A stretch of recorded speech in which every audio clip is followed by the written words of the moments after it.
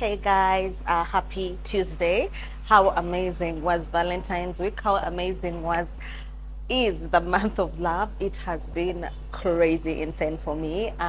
First of all, I can't thank everyone enough who thought about me. I don't know, Valentine's, I'm always reminded how much, I'm so loved. I got designer clothes all the way from London. I got creme liqueur, I got champagne, I got money. I got a lot of people showing me love, and this is what I was saying. Like, love is not just romantic, it's just about how much people actually love about you. One thing about me is I'm going to receive that type of love that I want on Valentine's Day.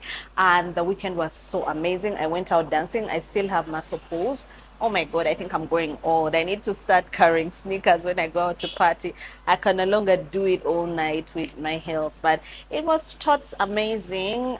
I'm feeling cute. I may put some clips out there for you to see my weekend marathon. So I got some flowers, different types of roses. I got Jepish and Bubbly. I popped it up with my family. Nice.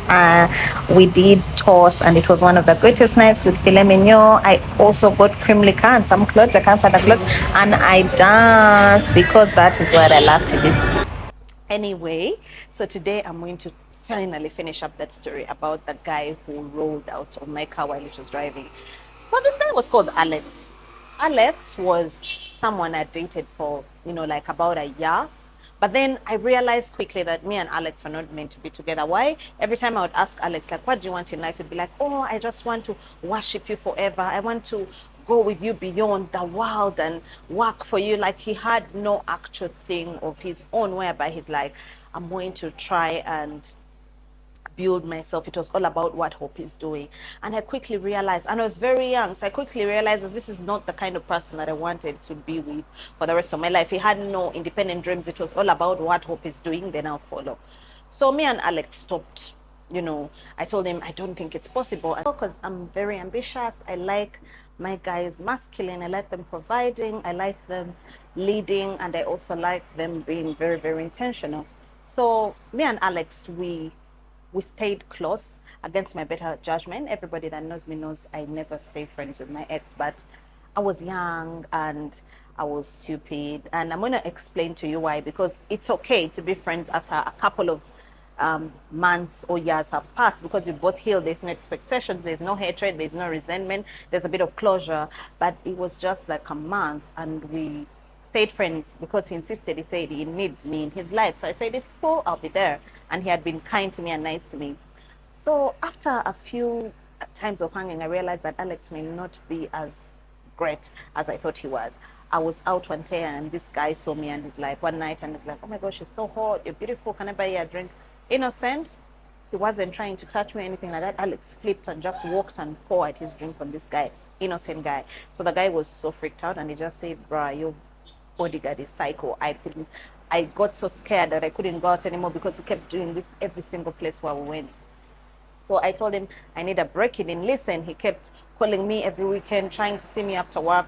So I just stopped talking to him completely, because I have been on that end as well. Of course, I'm not going to tell my story, but before once I've been unhinged and crazy, and like I was very young. It's like my first relationship, but then I quickly got over that stage because I realized it doesn't matter how much you chase and try to get someone to want to be with you, it's not going to happen. And that's why I have a high detachment thing. I can like you today and we hang out and then we don't talk forever. It's okay. I'm not attached to anyone. I don't feel the need to attach myself to people because nobody is permanent. So Alex refused, of course, to leave, and the only way I could do it now was just disappear off social media. And it's really hard for me to disappear off social media because I've had my business for 6 years and it was just starting by then. I just finished uni, so my business has to be pushed online. Like, that's my bread and butter. So I would be off of Hope, but then I had to be on Fortex Strand, and then this person is following me everywhere. It became super scary for me. And so one time I was really sick, and most of the people close to me were not around. They traveled, and I really needed to go to the hospital. And Alex is the only person who could come pick me. So I called Alex and told him, Alex, come pick me, please. I'm dying. So he's like, oh my gosh, finally, I've been wanting to see. I said, dude, I'm sick. So he comes, he picks me, he drives me, takes my car, and we are going to the hospital. And then someone text me and then they're like, hey baby, and this is what I was saying last time, do not call people that you're not dating baby. Everyone was thinking it was funny, but people actually get killed. Read stories. There are guys who are psychopaths, whether it's your boyfriend or your husband or an ex. There are people who flip crazily because of jealousy. So this guy texted, this is not someone I was even talking to. You know, girls, you know, guys in the inbox. For me, generally, I never even respond to inboxes. I have 90% of guys in my inbox talk to themselves. And this is also one of the reasons why I realized that you have to be as clear as you can be with guys. Any slight, you know, hint of you're nice, they're going to take it something as something else. So I'm as mean as I can be. So this guy looks at the phone and he just freaks out. He's like, so this is why I've not been texting me.